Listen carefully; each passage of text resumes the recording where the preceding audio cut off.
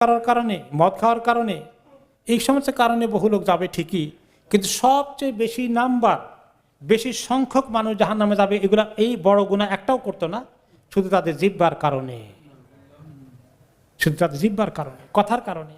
আল্লাহ যেন আমাদেরকে তৌফিক দেন, আমরা যেন এই জিহ্বা থেকে কন্ট্রোল করতে পারি। অনেক সালফে সালিন আবু বকর রাদিয়াল্লাহু আনহু জিহ্বাকে টেনে বলছেন যে হাদা আওরাদানিল মাওয়ারিদ, এইটা আমাকে যত মুসিবতে ফেলেছে, এই জিহ্বা আমাকে মুসিবতে ফেললো।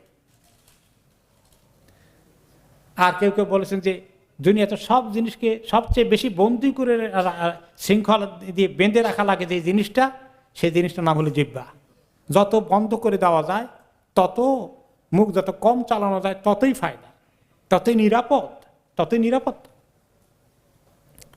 তাহলে এই জবান তার কান দিয়ে শুনবে, সে ওই কথা, যে কথা